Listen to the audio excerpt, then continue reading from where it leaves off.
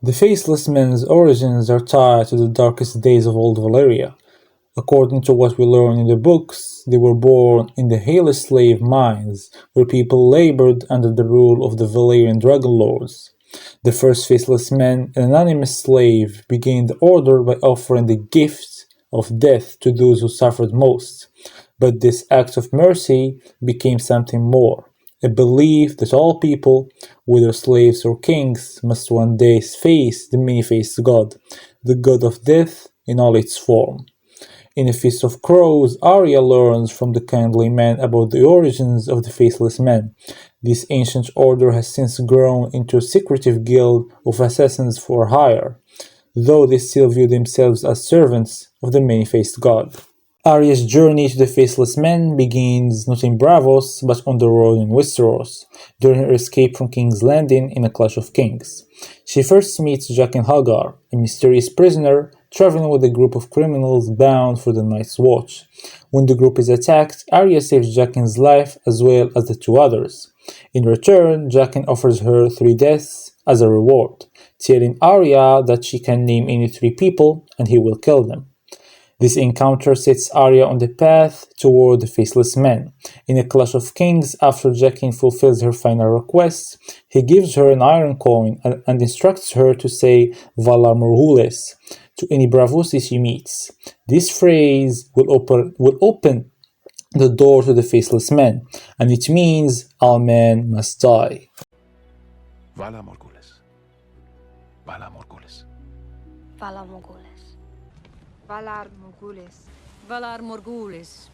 Valar Valar Morghulis. After fleeing the Valyrian freehold, the Faceless Men established their home in Braavos, a city founded by former slaves.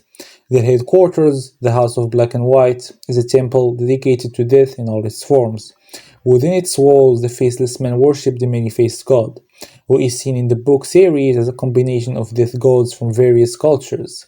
Statues in the house depict the stranger from the Fate of the Seven, the black goat of Qohor, the lion of night of Yeti, and other deities of death, each representing a different aspect of the same god. When Arya finally arrives in Braavos in A Feast for Crows, she presents the iron coin Jaqen gave her to a captain, who ferries her to the House of Black and White. There she meets the kindly man, one of the priests who serves the many-faced god. This first encounter is a profound demonstration of the Faceless Man's powers. Arya shows the kindly man the iron coin, hoping it will identify her as a friend of Jaqen H'ghar. However, the kindly man claims not to recognize Jaqen's name. He sees through Arya's attempts to hide her identity and questions whether she fears death. When he lowers his coal, Arya is confronted with a horrifying sight. A yellow skull with scraps of skin hanging from it and a white worm emerging from an eye hole. This unsettling revelation is meant to test Arya's resolve. Following this eerie display, Arya is instructed to kiss the kindly man and bite the worm. After she does so, his face transforms into one of the kindliest old men she has ever seen, showcasing the terrifying and enigmatic power of the Faceless Man. This moment is both a test and a lesson in the nature of the Faceless Man's art.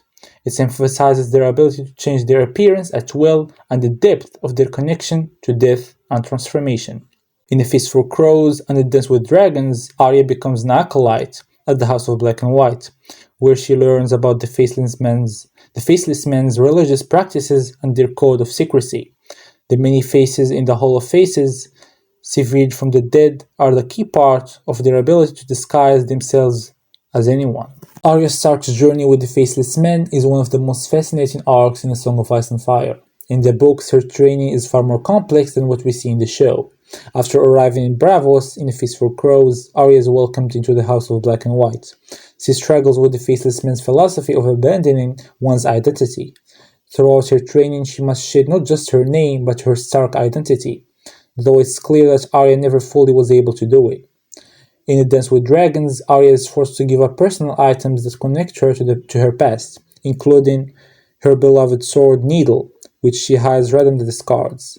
This act signals that Arya remains tied to her identity, despite the Faceless Man's effort to make her no one. One of the most mysterious abilities of the Faceless Men is the art of face changing. In the books, this is not a magical transformation like in the show, but a much more physical process.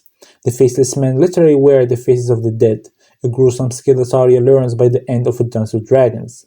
This ability allows them to become anyone, anywhere, making them incredibly dangerous. In the books, Arya undergoes a process where dead face is physically prepared and stitched into her. It's a grotesque ritual, emphasizing the Faceless Man's deep connection to death. This contrasts with the more magical and fluid face-changing technique we see in the Game of Thrones show. The Faceless Man's influence is felt far beyond Braavos. In the books, it's hinted that they may have been involved in one of the most cataclysmic events in history, the Doom of Valyria. Some fans speculate that the Faceless Men were hired to assassinate key Valyrian figures, which led to the collapse of the Empire.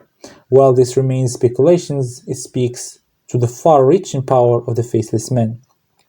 In A Dance with Dragons, we also learn that the Faceless Men are hired by the Iron Bank of Braavos, possibly to influence the outcome of the war for Westeros.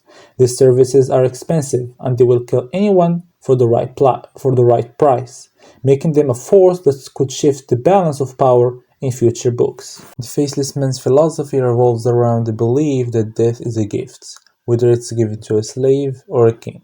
All men must face the many-faced God in the end. This view is central to their identity, and in the books, it is explored in greater depth through Arya's interactions with the kindly man, and her lessons at the House of Black and White. In A Feast for Crows, Arya repeatedly hears the phrase Valar Morghulis, all men must die.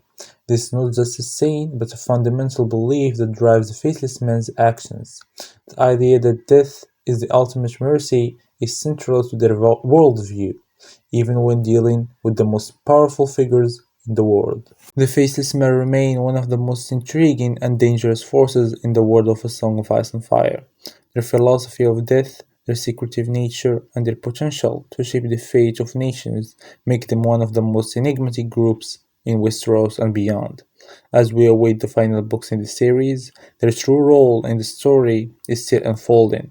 Will Arya Stark remain tied to the Faceless Man, or will she reclaim her identity as a Stark of Winterfell?